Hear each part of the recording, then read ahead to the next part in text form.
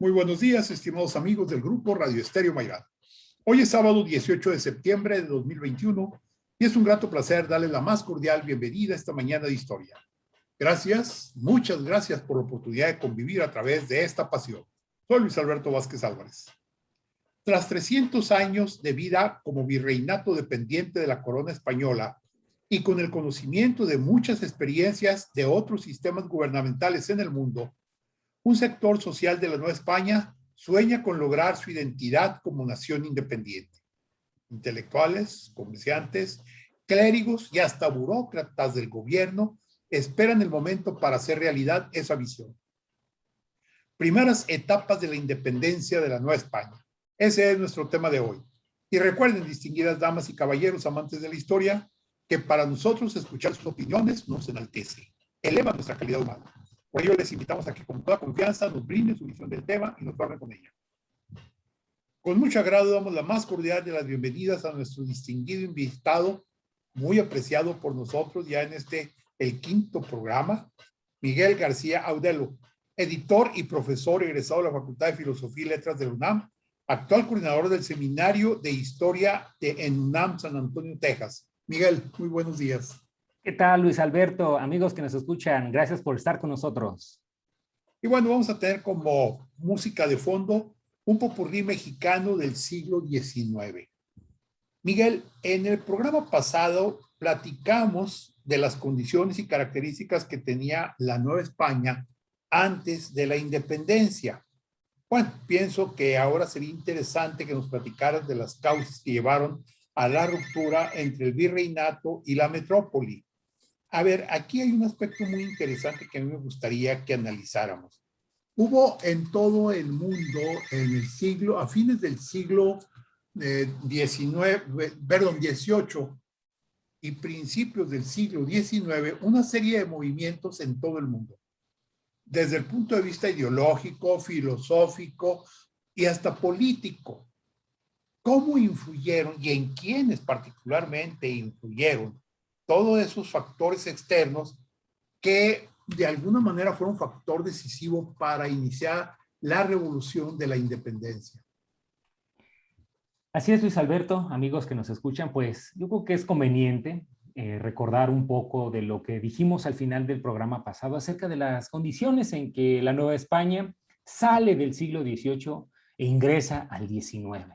Es, como tú dices, una época de grandes transformaciones, pero no solamente políticas o económicas, sino especialmente sociales e intelectuales. Y yo diría incluso es la época de la primera gran revolución tecnológica que pues, nos va a llevar hasta el grado, hasta el estado que actualmente guardamos en términos del ambiente, ¿no? Pero es esta época es una en donde las grandes transformaciones están, digamos, a la orden del día. Y en el caso de la Nueva España, pues a finales del siglo XVIII, pues ya se empezaban a sentir las consecuencias de la aplicación de las reformas borbónicas, de las cuales ya hablamos en el programa pasado, y de este cambio de actitud de la metrópoli respecto a sus posesiones de ultramar. Recuérdese que habíamos dicho que pasaron del acátese pero no se cumpla al nacieron para callar y obedecer.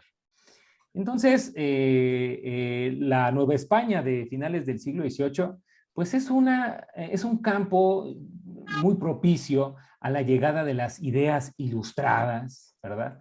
Que tienen como objetivo, en primer lugar, pues combatir contra los paradigmas regio-eclesiásticos, ¿no? A través del surgimiento de varias asociaciones. ¿Y a qué me refiero con ello? Bueno, pues vamos a notar una intensa actividad en la República de las Letras, de estos sabios que hablan en francés, se comunican en francés, escriben en francés, se cartean en francés, ¿no? Se reúnen en tertulias filosóficas y literarias que se van a imitar en la Nueva España muy pronto, así como también va a haber, pues, impresión de obras destacadas de estos ilustrados que van a empezar a cambiar la forma en cómo se conceptuaba la realidad y especialmente el lugar, el papel del hombre dentro de esa realidad y especialmente en la sociedad. Vamos a ver cómo, pues pronto de las imprentas van a salir obras como la Enciclopedia Francesa, que es como el símbolo de la ilustración, no solamente de este país, sino de la ilustración europea, y también la organización de pequeños grupos que actualmente se ven un poco raros y se desconfía mucho de ellos, pero que en realidad en el pasado, cuando se empezaron a formar, pues lo único que tenían como propósito era la liberación del género humano a través de la razón y su confianza en el progreso. Y no estoy hablando de otras personas más que de los masones, ¿verdad? Ellos y los que no eran masones, pues se dedicaron a la difusión de estas obras y de estas ideas, en donde se proclamaba la libertad, la igualdad y la fraternidad, ideas que, huelga decir, pues eran bastante peligrosas para instituciones como la monarquía o como la Iglesia Católica, que, dicho sea de paso, se dedicaron a perseguirlos, ¿verdad? A reprimirlos, porque eran considerados disidentes, blasfemos, heréticos, anatemas. De modo que, pues además de esta reacción contrarrevolucionaria, podríamos decir, pues se dedican, entre otras cosas, a censurarles las obras, a incautárselas, ¿verdad? Es decir, hay una gran actividad de la Inquisición en los países que estaban bajo el régimen cristiano, digamos, o que le decían al Papa, y vamos a ver censura de todo tipo el discurso, y es una censura aplicada al discurso que amenaza la preponderancia de la monarquía y la iglesia.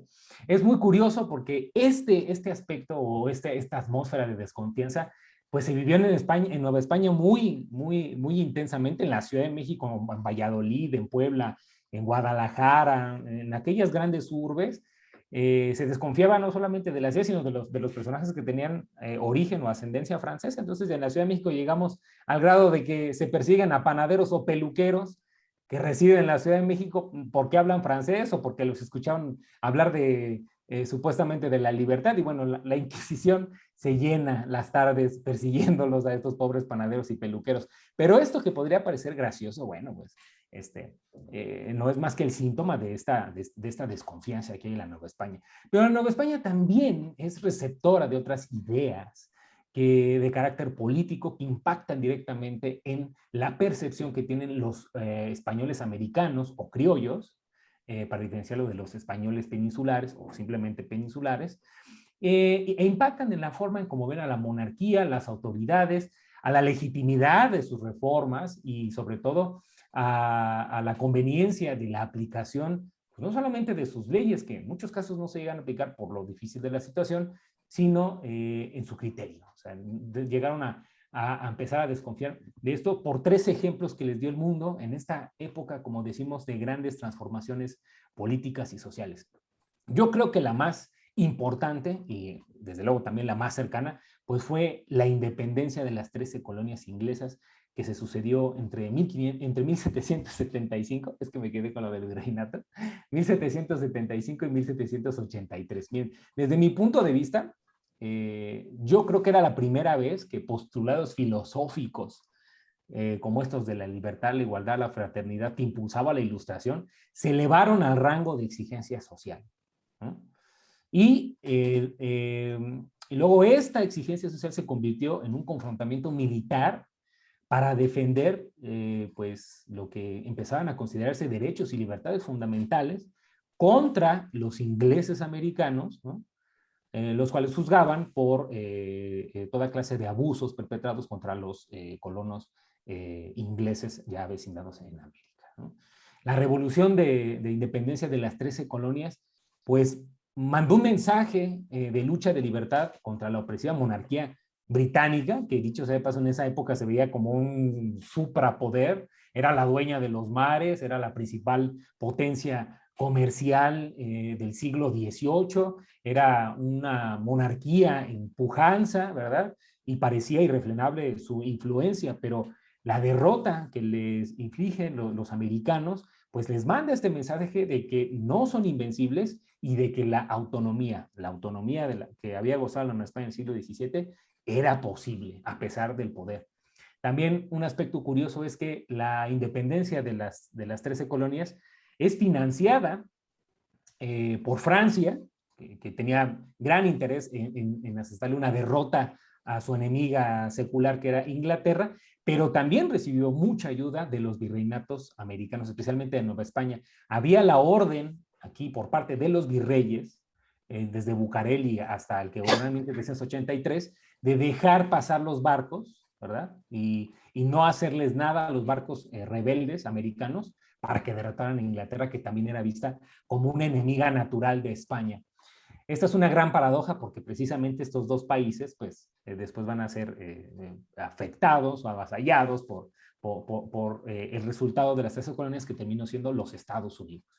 El siguiente gran evento que impactó de manera decisiva en la forma en que se concibió la revolución y después la independencia de la Nueva España, pues fue la Revolución Francesa, que los historiadores nos gusta conceptuar entre 1789 y 1804.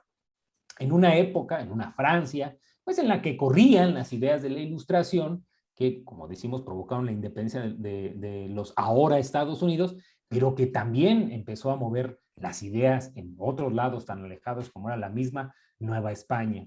En el caso de Francia, en esta paradoja sobre la ayuda financiera a las 13 colonias y después a los Estados Unidos, es que los principales asesores de Luis XVI, que era el que gobernaba en Francia, le prevenían que no alimentara a esta entidad política porque preveían que se iba a convertir en un monstruo imparable. Es decir, los asesores de Luis XVI le decían al rey que no le ayudara a alguien que después sería su enemigo, y no hizo caso, ¿no? Apoyó Luis XVI la lucha de las 13 colonias, y pues el efecto que tuvo en las finanzas de los franceses fue una bancarrota del Estado que se vio agudizada por las terribles hambrunas que padeció Francia entre 1770 y 1780 por las malas cosechas, los fríos inviernos, la pérdida de los productos, ¿no? A causa de estos fenómenos meteóricos, y desde luego que esto tendría como natural consecuencia crisis económicas, tambaleos políticos y descrédito de la monarquía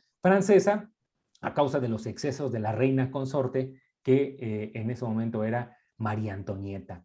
El movimiento revolucionario estalló al exacerbarse todos estos síntomas, y pues produjo no solo la toma de la Bastilla el 14 de julio de 1789, sino la limitación de la monarquía por medio de una constitución, las declaraciones de guerra por parte de otros soberanos que tienen un pacto de sangre, es decir, parientes como España o Austria, ¿no? De donde venía la reina consorte, el rey Luis XVI era pariente del rey español, ¿no? Pero también el debate sobre qué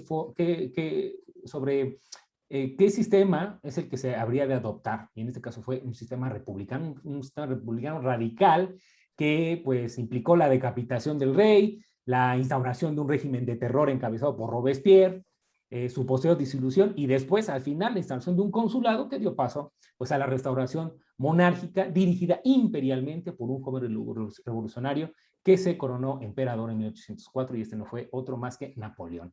El último, yo creo que de los eventos decisivos que impactaron de manera fundamental en esta concepción, pues fue la independencia de Haití. Los franceses tenían posesiones en América, y uno de ellos era la parte occidental de lo que fue la española, ¿no? Y ese era pues Haití, y del otro lado estaba Santo Domingo. Y a Haití, como a muchos otros lugares, habían llegado las ideas de la Ilustración, ¿no? Y los morenitos, los negros que estaban ahí, los mulatos que vivían en un régimen bastante terrible por el sistema de producción que tenía, que era fundamentalmente agrícola, pues reclamaron la aplicación pues, de esas ideas de libertad, igualdad y fraternidad. Como dice, somos posesión de Francia y aquí no hay libertad, igualdad y fraternidad, pues no. Y entonces surge el caudillo que fue Toussaint Louverture, ¿no? Que encabezó la lucha por la independencia. También en este caso hubo ayuda extranjera, la oficialidad española apoyó la causa de Toussaint Louverture, y pues él dirigió un ejército improvisado de esclavos negros, mulatos, que lograron el dominio de la isla hasta 1804, año en que Jacques Dessalines se proclamó emperador de Haití a imitación de Napoleón. Y bueno, en el caso de la Nueva, ya en el caso, perdón, de la Nueva España, en este mismo año de 1804, pues hay una terrible descapitalización a causa de la consolidación de barrios reales, que lo que implicaba era mandar dinero a la península para sostener las guerras, la nueva guerra que iba a tener con Inglaterra. Y bueno, para 1804, pues ya estamos viendo los efectos que tuvieron 40 años de aplicación de las reformas borbónicas. Tuvo efectos positivos, hubo mayor producción minera, incremento del comercio, tanto hacia afuera como hacia adentro, un aumento de la población, crecimiento de las ciudades embellecidas, ¿no? Que ya a causa del impulso de las ciencias y las artes, un reposicionamiento de la monarquía en el tablero geopolítico internacional, el fortalecimiento de la monarquía en términos políticos, pero sobre todo económicos, que logró pues por la administración férrea y racional de las rentas que significaban los virreinatos. Desde luego, las consecuencias negativas fueron pues el cambio de la actitud de la metrópoli, es decir, ya se convirtió como una madrastra cruel, ¿no? De ya maltratar directamente a los vasallos. Fue el fin de la soberanía económica y política, se expulsaron a los jesuitas, se excluyeron a los criollos de los altos cargos, se redujeron las facultades políticas del virreinato, se llegó a dividir en dos, la Nueva España y las provincias internas, se aumentaron impuestos, esta consolidación de vales reales que en su conjunto exacerbaron el patriotismo novohispano frente al metropolitano, y así en estas condiciones pues la Nueva España del siglo XIX pues con este ambiente bastante difícil y contradictorio, tuvo que hacer frente a la noticia de que la corona española había caído en manos de Napoleón, ¿no? Ya era 1808 y pues su ejército, el ejército de Napoleón, había invadido la península casi sin resistencia. Excelente, una muy precisa visión, podríamos decir universal o de la época que cambió la mentalidad. Vamos a hacer una breve pausa y al regresar, Miguel, me gustaría que nos comentaras cómo penetraron esas ideas en ciertos grupos de la Nueva España. Vamos a hacer una pausa. Regresamos a Diálogos con la Historia. Estamos platicando con Miguel García Audelo. Él es historiador de la UNAM, es el coordinador del Seminario de Historia de UNAM San Antonio, Texas, en Estados Unidos. Estamos hablando de las primeras etapas de la independencia de la Nueva España. Miguel, nos comentabas acerca de todas estas ideas, todas estas transformaciones que vinieron a influir directamente en México, bueno, en la Nueva España de entonces, en el pensamiento de un grupo de personas importantes, porque sí debemos destacar que había de todo, militares, clérigos, hasta comerciantes, inclusive gente del gobierno virreinal. Y entonces definitivamente todo esto transformó la mentalidad, el pensamiento americano, que empezaba a tener ya una visión más fuerte, cada vez más hostil hacia el peninsular. Ahora bien, déjame preguntarte, ¿cómo es que llegó el momento del levantamiento, así tal cual, armado, en contra del gobierno virreinal? En el caso particular te pregunto de Hidalgo y su movimiento. ¿Podemos considerarlo algo planificado, algo planeado o producto de una desesperación? Así es, bueno, el movimiento que se conoce en la historiografía como el movimiento de la independencia, que por cierto es de los temas favoritos de los historiadores, pues en su momento no se concibió como tal. O sea, a lo mejor sí puede parecer desesperado, pero para llegar, digamos, a este momento en septiembre de 1810, hay una serie de pasos que inician en 1808. Yo siempre que explico este proceso, hago énfasis en que no se planeaba la independencia. O sea, Hidalgo no tenía en la mente, en septiembre de 1810, pues la declaración de la independencia de la Nueva España, sino al contrario, quería permanecer dentro del Imperio Español. Pero las sucesivas narrativas del siglo XIX y las nacionalistas del siglo XX, pues fueron acomodando el discurso cada vez más hasta convertir a Hidalgo en el padre de la patria, que podríamos discutir mucho este nombramiento, aunque yo diría que el padre de la patria pues vendría a ser el consumador, del que vamos a hablar en el siguiente programa, y ese no es otro más que Iturbide. Entonces, la verdad, esta clase de declaraciones provocan mucho escozor pues, porque nos educan dentro de una visión broncínea de la historia, en donde tenemos muy bien definidos los caracteres de los padres de la patria, de los héroes de la Revolución de Independencia, pero si los analizamos con un poquito mayor de detalle, no son así como lo que parecen. Entonces, en un primer momento, este malestar provocado por las ya consecuencias finales de la aplicación de las reformas borbónicas, la exacerbación yo no diría odio, sino como del resentimiento contra los españoles peninsulares por ocupar los altos cargos, de gozar de privilegios, ¿no? Y de todas estas ventajas que los criollos no tenían, pero también del nacionalismo, no, corrijo, del patriotismo, porque no hay una noción de nación, hay una idea del patriotismo, del amor, del amor al nacer o a la patria, donde uno ha nacido. Eso es lo que existe, una especie de patriotismo. Todo ello, todos estos patriotismos, el patriotismo de Oaxaca, de Valladolid, de México, de Puebla, de Yucatán, todo, pues aglutinado bajo la égida de la Virgen de Guadalupe. Eso es lo que tenemos, ¿no? Entonces las ideas empiezan a transformarse de la mano de las transformaciones políticas. Estas comenzaron en 1807, cuando Napoleón pensaba castigar a Portugal por negarse al bloqueo contra Inglaterra, su gran enemiga. Entonces, en pocas palabras, lo que sucedió es que Napoleón presuntamente pidió permiso a los reyes españoles para pasar por toda Francia y toda España con dirección hacia Portugal, ¿no? Y castigarlo. Sin embargo, pues hubo un cambio de planes, decidieron quedarse en España y anexarla al imperio francés. Y realmente lo tuvo muy fácil. Miren, España estaba gobernada por un rey pusilánime como Carlos IV, que todo dejaba en manos de su valido Manuel Godoy. Unos dicen que hasta la esposa, es un chisme, ¿no? El pretendiente a la corona era Fernando VII, que la verdad se distinguía por ser un conspirador y traidor de marca, ¿no? Arrastrado de primera, ¿no? Y una corte eminentemente corrupta, pues que le dejaron libre el paso a Napoleón. La verdad es que tampoco tenía una fuerza militar importante y la verdad Napoleón no tuvo más que pasar, o sea, no tuvo que hacer más que pasar. Nueva España se entera de todo esto en junio de 1808, ¿no? De la invasión de España, de la caída de Manuel Godoy, de la huida de la familia real, del levantamiento glorioso del 2 de mayo del pueblo español contra los franceses, ¿no? De la llegada, presidio y abdicación de los reyes españoles en Bayona en mayo de 1808 también, de las masacres de los franceses y la imposición del hermano de Napoleón como rey de España, que se llamaba José Bonaparte, que los españoles empezaron a poner Pepe Botellas, pues porque era un redomado, borrachón e irresponsable, ¿no? Y ante estas actitudes de los monarcas, los mismos españoles se organizan en una junta soberana que primero está en Sevilla y después se traslada a Cádiz y mandan un mensaje a todos los reinos para que no reconocieran al rey impostor. En Nueva España, desde luego, surgió un debate intenso sobre qué hacer, ¿no? Los peninsulares y la Real Audiencia, por un lado, consideraban pues, que todo debía seguir igual a pesar de que no estaba el rey, a pesar de la ausencia del monarca.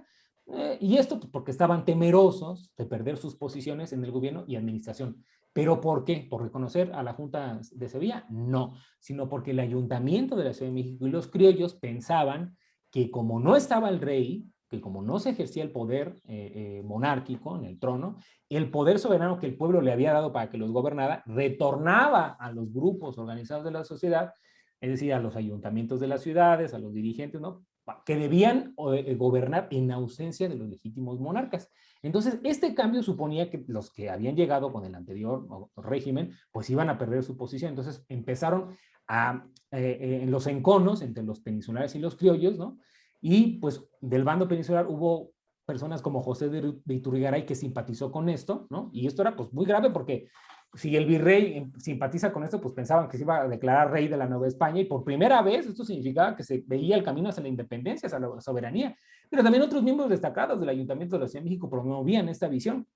Patricio Azcárate, Fray Melchor de Talamantes o Francisco Primo de Verdad, pues propugnaban por la vuelta de la soberanía al pueblo, ¿no? Mientras regresaba el rey.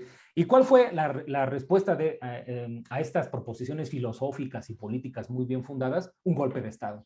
Un 15 de septiembre de 1808 ingresaron al palacio del virrey, lo apresaron en ropa de cama, lo custodiaron y lo condujeron a Veracruz para echarlo en calidad de sospechoso de sedición, ¿no? Para que, rumbo a Cádiz, para que lo juzgaran allá como traidor. Azcárate y a Talamantes los encarcelan y a Primo de Verdad lo matan en la cárcel. Y en su lugar nos nombran a un viejo militar hacendado que vivía atrás de la Catedral de México, muy católico y con muchos intereses que perder, como Pedro de Garibay, para gobernar en nombre del virrey. Esta respuesta pues no agradó nada a los criollos, pero nadita, no les agradó nada esta respuesta violenta e ilegal. Es decir, a su respuesta legal, filosófica y política criolla, tuvieron una respuesta violenta e ilegal que agrietó la estructura sobre la que se fundaba la gobernabilidad de la Nueva España. Entonces, lo más natural era que buscaran ya medios ilegales y comenzaron a organizarse conspiraciones. La primera de ellas surgió un año después, se descubrió un año y cacho después del golpe de Estado contra Iturrigaray, pero se empezó a organizar desde bien pronto. El lugar tuvo como protagonistas a José Mariano Michelena, a José María Obeso, al franciscano Fray Vicente de Santa María, al mismo Allende, que acudía a Valladolid, ¿no? Y en general, pues, esta conspiración estaba conformada por burócratas, abogados, militares, sacerdotes seculares y regulares, también hacendados, ¿no? Y ahí en Valladolid, en 1809, se plantearon dos cosas. Uno, si España sucumbía ante Napoleón Bonaparte, los americanos tenían la obligación de defender a la Nueva España y conservarla, ¿verdad? Para que para que cuando llegaran sus legítimos monarcas, pues la encontraran ahí, como si nada hubiera pasado. Y dos, si los que estaban participando en la conjura se les perseguía, pues debían defenderse a como diera lugar. Y como nunca falta el chismoso, el traidor, el que quiere quedar bien con las autoridades, pues fueron denunciados a finales de noviembre de 1809, lo descubren en diciembre de ese mismo año, y bueno, pues empieza así como la huida de todos. Sí agarran a Michelena, sí agarran a Obeso, sí agarran a los principales sacerdotes, y pues se les instruye un proceso jurídico, o judicial, perdón, en donde se defienden diciendo que lo único que estaban haciendo era defendiendo los derechos del rey Fernando VII y trabajar pues para que los españoles peninsulares no entregaran la Nueva España a Napoleón, es decir, evitar que el virreinato cayera en manos del emperador francés por obra de los afrancesados españoles. Uno de ellos, como digo, de los que asistía a esas reuniones era Ignacio Allende, no fue descubierto, forma otro en San Miguel el Grande y Querétaro. Acuden individuos como Miguel Hidalgo, Ignacio Allende, Los Aldama, Miguel Domínguez, que era el corregidor de Querétaro, José Ortiz, y Epigmenio González, alguien que no se le ha hecho mucha justicia, por cierto. Epigmenio González colaboró intensamente con ellos, yo creo que más que todos ellos al principio, y no se le hizo justicia. De hecho, fue borrado su nombre de los héroes, ¿no? Tenía exactamente los mismos propósitos que la anterior conspiración, pero aquí iban a dar un paso más. Proyectaban rebelarse contra el mal gobierno de estos que habían dado el golpe de Estado, de los afrancesados, y esto tendría lugar en diciembre de 1810 durante la feria de San Juan de los Lagos, ahí en Jalisco, una feria comercial creada por el Consulado de Guadalajara, por cierto, ¿no? Sin embargo, otra vez los denuncian, ¿no? Allanan la casa de Epigmenio González, se encuentran un arsenal, y ahí en su lugar de donde vivía, lo incautan, y pues ahora sí van por todos los conspiradores que estaban regados entre Querétaro, San Miguel Grande y Dolores, donde vivía Hidalgo. Se dice que van a avisarle el 15 de septiembre a la noche, ¿no? Llegan a las 2 de la mañana con Hidalgo, y ante la situación lo único que dice Hidalgo es: señores, somos perdidos y aquí no hay más recurso que ir a coger gachupines. Y entonces es cuando se lanza la rebelión, grita Fernando VII y mueran, ¿sí?, los gachupines. Pero aquí Miguel Hidalgo no está planteando la independencia, está rebelándose contra el mal gobierno, contra los afrancesados, contra los golpistas. No quiere la independencia. Forma un ejército irregular, insubordinado, con muy pocos elementos que realmente eran militares, y de Dolores Hidalgo se lanza a San Miguel de Allende, donde ya lo esperaba Allende, ¿no? En Atotonilco, donde aquí aprovecho para quitar otro gran mito. Ahí no es donde agarra el estandarte famoso, agarra una imagen cuadrada con una pintura de la imagen de Guadalupe, y es la que anda paseando adelante el ejército. Y es aquí en donde la lucha adquiere un significado celestial, porque se va a enfrentar contra la Virgen de los Remedios, que es española, blanca, es decir, todo lo contrario. Llega a Celaya, llega a Guanajuato, ocurre lo de la Alhóndiga de Granaditas, sí existió el Pípila, sí se sabe cómo se llamaba, y hay una matanza, hay un saqueo. Hidalgo trata de contenerlos, Allende y Aldama tratan de organizar el ejército y no pueden. El objetivo es ir hacia la Ciudad de México, pasan por Valladolid, llegan a Zitácuaro, y ahí cerca en Charos, en entrevista con Morelos, a que le manda a ir hacia el sur, a encender la rebelión hacia el sur contra el mal gobierno. Llega a Toluca y en los alrededores de la Ciudad de México, ¿no?, en un lugar que actualmente se llama La Marquesa, hay un triunfo contra las fuerzas insurgentes. Aquí viene la gran pregunta del millón. Estaba con todo su ejército, ¿no?, dispuesto a avanzar sobre la Ciudad de México. Estaba a punto de ganar y no lo hizo. Ahora sí que la tenía, la dejó ir y la perdió.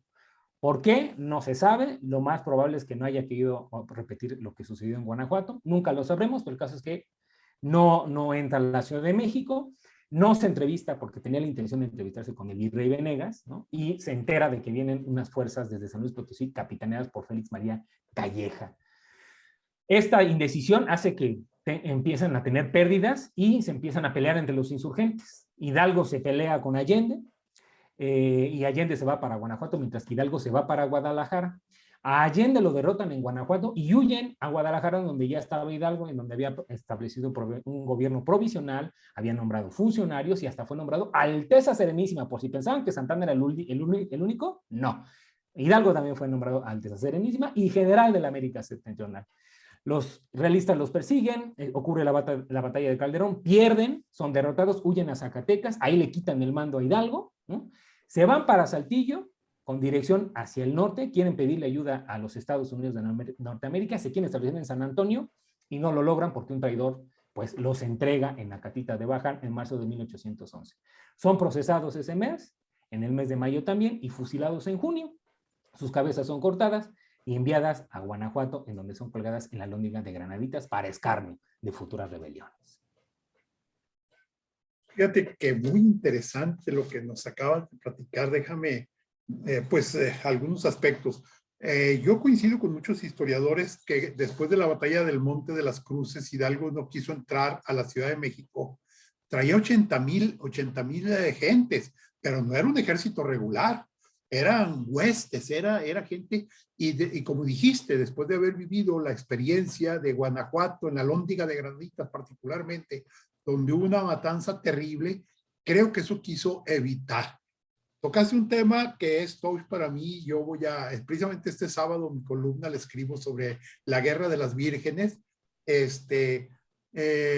Precisamente ese día 30 de octubre de 1810, cuando termina la batalla, que es derrotado totalmente el último reducto del ejército español, del ejército virreinal, el virrey Venegas, era Venegas el virrey, ¿sí? Se va a la catedral con la Virgen de los Remedios, le entrega el bastón de mando, ¿sí? Y la nombra generala y le pide que defienda la ciudad. Por cierto, que tengo datos de que una serie de soldados virreinales sacaron algunos estandartes de la Virgen de Guadalupe y las fusilaron como parte de esta situación. Muy interesante, Miguel, y bueno, pues terminas precisamente con lo que puede llamar suplicio y muerte de los primeros: Hidalgo, Allende, Jiménez, Abasolo, Aldama. Abasolo no, ¿verdad? Porque Abasolo quedó libre. Exacto. Bueno, quedó prisionero, pero no fue ejecutado, efectivamente. Oye, muy interesante. ¿Qué te parece si hacemos una breve pausa y al regresar continuamos que nos platiques sobre la segunda etapa de la independencia con el generalísimo siervo de la nación, Morelos? Regresamos a Diálogos con la Historia. Estamos platicando de las primeras etapas de la independencia de la Nueva España. Con nosotros, Miguel García Audelo. Él es historiador de la UNAM. Él es coordinador del Seminario de Historia de la UNAM San Antonio. Y bueno, Miguel, nos platicaste el final de la primera etapa, que concluye precisamente con la muerte de Hidalgo, Allende, compañeros, en Acatita de Baján estaban tomados prisioneros, y en Chihuahua es cuando Hidalgo lo fusilan y cortan su cabeza. Y viene la segunda parte, ¿sí? La parte correspondiente a la cuestión de Morelos. Tú hablas de que de alguna manera esta primera etapa fue una herida de muerte al virreinato, ¿sí? Pero hay transformaciones de carácter político, ideológico en la segunda etapa, que es la etapa de Morelos, su bandera insurgente. Y esos cambios grandes son el caso del Congreso de la Náhuatl, que te quiero preguntar por qué le puso Congreso de la Náhuatl, y lógicamente en los sentimientos de la nación, independientemente de que Morelos demostró ser una persona con una capacidad militar altísima. Así es, como tú bien dices, voy a retomar algo que comentaste en el bloque anterior. No es que hubiera sido desesperado, pero sí la improvisación, el entusiasmo, así como somos los mexicanos, todo ahí nos vamos, ahí se va. O sea, la primera etapa de la independencia, que es la de la iniciación, pues sí se distingue por un exceso a veces de entusiasmo, de confianza en que van a vencer, pero ya en la segunda etapa, que es la de organización, pues se topan con la realidad, ¿no? la Hidalgo, Allende. Hidalgo y Allende forman dos proyectos distintos. O sea, el de Hidalgo es como más, como era él, relajado, más laxo, así que pues que Dios nos ayude, ¿no? No, y Allende era un proyecto organizado, bien estructurado, con objetivos muy claros, pero no llegaron a entenderse. Entonces, además de que la poca organización, poca experiencia militar del ejército de Hidalgo y Allende, le puede ser atribuido la derrota, a pesar de su cantidad enorme, que superaban 1 a 10 a cada uno de los efectivos virreinales, pues se puede atribuir su derrota a la desorganización que cundió entre ellos, a que no se pusieron de acuerdo, a que no había un plan. Y entonces, en la segunda etapa de la organización, sí ya vamos a ver, ¿no?, una especie de unidad momentánea, ¿no?, de las milicias, pues que quedaron esparcidas, esos que quedaron por aquí y por allá, ¿no?, especialmente en el sur, que es de donde surge Morelos, y pues para lograr consolidar esta unidad, pues también se necesitaba de una unidad política del movimiento, ¿no?, y de dotarle de esta unidad política, y esta pues no la encontraron más que en el ideario de Morelos, que no es lo mismo una ideología. O sea, Hidalgo tenía sus propias ideas, Morelos tenía sus propias ideas, pero Morelos sí da el paso de poder consolidarlas de manera política. O sea, Hidalgo nunca se le ocurrió, por la premura también del tiempo y que no tuvo espacio para hacerlo, tuvo la idea de formar un congreso político, con un carácter político, con 12 representantes de la Nueva España, ¿no? Pero bueno, vamos primero con las diferencias, ¿no?, para resaltar el contraste entre el movimiento de iniciación de Hidalgo y Allende y el de organización de Morelos. Pues miren, a diferencia de Hidalgo, pues Morelos era un fino estratega militar, ¿no? O sea, Hidalgo sí ganaba, pero por la fuerza de las huestes, pero no era un muy buen estratega militar, hay que decirlo, ¿no? Y a diferencia de Hidalgo, pues Morelos sí poseía el don de la organización, de la claridad de la dirección de sus tropas, de la astucia, pues de todo aquello que en pocas palabras pues es indispensable para ganar batallas y guerras, que fue el caso de Morelos. O sea, Morelos, en una cantidad de tiempo verdaderamente corta, ¿no?, llegó a atraer la atención de Wellington, que derrotaría a Napoleón en el continente, y del mismísimo Napoleón. O sea, ellos dos llegaron a huir de Morelos e incluso admiraron su capacidad. Eso parece, ya se han dicho muchas frases sobre eso. O sea, hay una que yo nunca he comprobado, se los digo honestamente, me falta sí, quizá erudición, pero dicen que Napoleón dijo, ay, con 5 generales como Morelos, o con 5 mariscales como Morelos, yo conquistaba el mundo. Yo la verdad no he encontrado eso, pero sí es un síntoma de cómo lo percibían fuera de la Nueva España. Es decir, había ganado un gran prestigio militar como estratega. Y a Morelos, pues también tuvo la fortuna de que le siguieran ideólogos, como era Ignacio López Rayón, que por cierto iba con Hidalgo, él fue uno de los que logró escapar a tiempo, ¿no? Pero también tenía brazos como Galeana, o brazos como los de los hermanos Bravo, la inteligencia de Matamoros, la capacidad de Vicente Guerrero y de Guadalupe Victoria, ¿no? Y pues esta conjunción de afortunados elementos hizo que se ganara el respeto de la élite militar insurgente, por una parte, pero también de los realistas que respetaban pues la verdadera astucia que demostraban en el campo de batalla. Es decir, Morelos era su enemigo, pero era un enemigo respetable. No es lo mismo tener por enemigo a cualquier pelafustán que tener como enemigo al mismísimo Morelos. Porque derrotarlo, o sea, derrotar a un individuo como Morelos conllevaba un prestigio como pocos enemigos podían darlo, ¿no? De eso estaba enterado el mismísimo Calleja, el que había venido desde San Luis Potosí para combatir a Hidalgo, y pues a él se le ha tenido como un feroz villano, pero hay que reconocer que podía identificar en Morelos su gran valía y hasta el sentido de la lucha por el cual él estaba enfrentándolo, ¿no? Aunque pues la fidelidad de Calleja siempre estuvo del lado realista. Morelos, en esta etapa de organización, ¿no?, pues tiene grandes victorias militares entre 1811 y 1813 en los actuales estados de Michoacán, de Guerrero, de Oaxaca y Puebla, a pesar de los pocos recursos de los que disponía y a pesar también de los grandes recursos que disponían los realistas y sus grandes esfuerzos por darle alcance, por matarlo, por sitiarlo, por hacerle cualquier daño posible. De verdad que tener como enemigo a Morelos no debía haber sido fácil, no, ni siquiera para un personaje de la visión como Félix María Calleja, que por cierto, hago el comentario de que era uno de quizá el militar más eficaz del ejército virreinal en toda la lucha de la independencia. Y bueno, pues de Morelos fueron muy, perdón, sonadas sus victorias, como la que obtuvo en Cuautla, en el sitio de Cuautla en 1812, que parecía que el asunto no se inclinaba de un lado ni del otro, y pues gracias, como digo, a la astucia de Morelos pudieron salir de eso. También la toma de Acapulco al año siguiente, que por cierto ahí lo había mandado Hidalgo originalmente. El dominio de Puebla, ¿no? Y de Oaxaca, donde obtuvo, por cierto, mucho del apoyo que le permitió mantener la lucha durante los años de 1813, 14 y hasta el 15.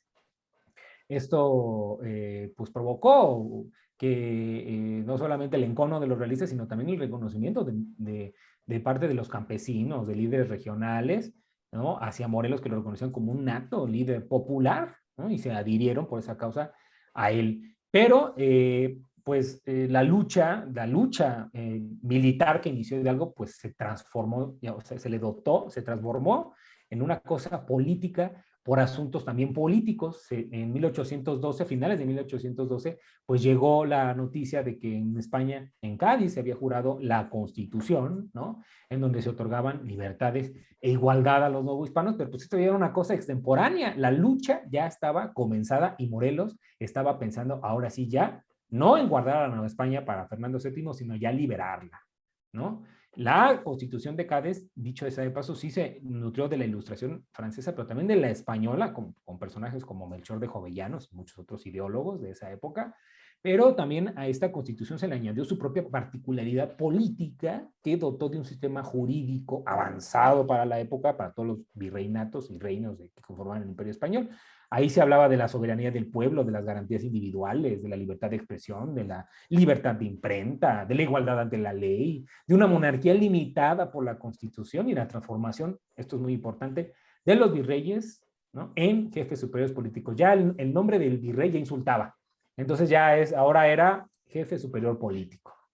Y la Constitución se jura en septiembre de 1812 en México, pero pues Morelos ya, cuando le llega la noticia, pues ya tiene otros planes, ¿no? Esto movió, a que Morelos llamara primero una Junta Nacional Americana, donde acudieron López Rayón, José María Lisiaga, el famoso abogado José Sixto Verduzco, ¿no? Y pues ahí en esa junta, pues se lo nombra primero a Morelos teniente general, y luego esta junta, para evolucionar, para dar más pasos en términos políticos, ¿no? Convoca a un congreso en la ciudad de Chilpancingo, que pues, se conoce como el Congreso de Anáhuac, en septiembre de 1813. Aquí va la respuesta a esa pregunta inicial. ¿Por qué se le nombra así Anáhuac y no el Congreso de Chilpancingo, el Congreso de la Nueva España o algo similar? Porque ya esto era síntoma de que las cosas no era preservar la Nueva España, era restaurar lo que había ocurrido o el Estado que guardaba el territorio en su denominación al menos política o como lo quieran llamar, ¿no? A un Estado anterior en el tiempo en donde no había españoles. Por eso se elige el nombre de Anáhuac, porque todavía la cultura náhuatl, ¿no? Que estaba delimitada por, digamos, la influencia política del Anáhuac, encabezada por los mexicas, ¿no? Pues quería restaurarse. Ese es el origen de por qué le ponen Anáhuac. Entonces, eso se supone que era la esencia original de la Nueva España, o por mejor decir, de lo que había presidido la Nueva España. Entonces, este congreso en Chilpancingo, o el congreso de Anáhuac, pues ya empieza en septiembre de 1812, acuden 12 representantes de la Nueva España, entre los cuales pues estaba Andrés Quintana Roo y Carlos María de Bustamante, que por cierto pertenecían a una asociación que se llama Los Guadalupes, esta asociación secreta que ayudaba a los insurgentes en las urbes, les daba dinero, les mandaba mensajes, etcétera, ¿no? Y en este congreso se discuten dos cosas. Uno, la naturaleza de la revolución, ¿no? Implicaba el sentido de la lucha. Y dos, los proyectos para dotarle de una estructura ideológica y política. Consecuencia de esto último, pues es uno, los sentimientos de la nación, que son estos 23 famosos puntos, ¿no? En donde otras cosas se declara, pues la independencia, la soberanía de la Nueva España, la igualdad de todos los ciudadanos, y a mí, yo solamente, bueno, la supremacía de la religión católica, y a mí me gusta rescatar eso de que de que no iba a haber ninguna diferencia entre americanos, como no fuera el vicio o la virtud. Eso me gusta siempre citarlo, ¿no? Y las conclusiones en general sobre la naturaleza, o más bien sobre la discusión de la naturaleza de la revolución, era que la lucha era por la soberanía y no por la defensa de los derechos del rey, que era preciso alcanzar la justicia para todos los habitantes de la América septentrional y, en última instancia, pues, que seguían gozando del patrocinio de la Virgen de Guadalupe, ¿no? Se mantenía como protectora. El Congreso de Anáhuac, los sentimientos de la nación, las actividades de Morelos, todo, pues mueven al Congreso a publicar en octubre de 1814, es decir, un año después de discusiones, la Constitución de Apatzingán, en donde ya se retoman los preceptos, los postulados de esta Constitución de Cádiz, pero se aplican a la circunstancia específica del Anáhuac, y en términos generales, pues, se propone un gobierno republicano, democrático, justo, tradicional, se dividen los poderes en ejecutivo, legislativo y judicial, se suprime la esclavitud de manera formal, se reparten las tierras, se declara nuevamente la religión católica como única y preponderante en toda la nueva entidad, ¿no?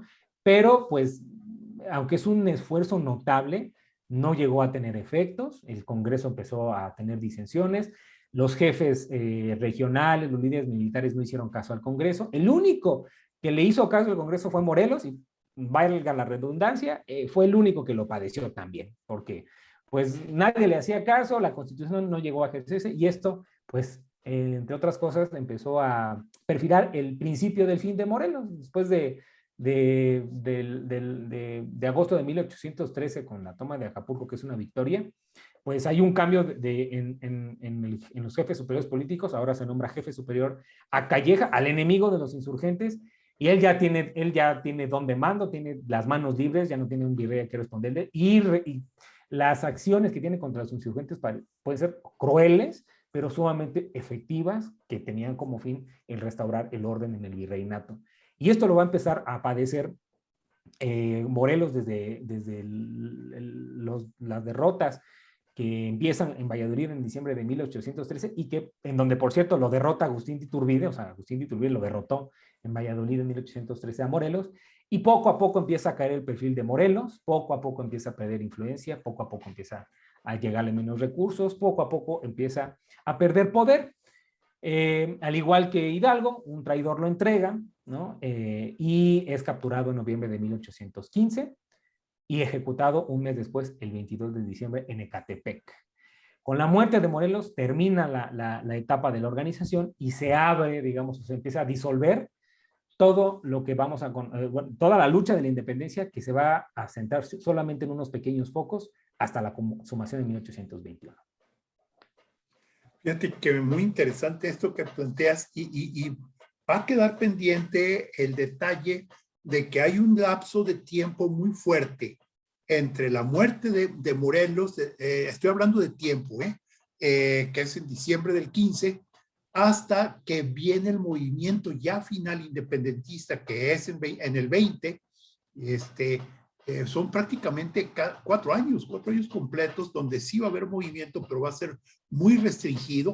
Mismo Guerrero va a tener muy poquísimos hombres, habrá otros como Mier y Terán, como el propio Guadalupe Victoria, pero no es una cosa muy fuerte.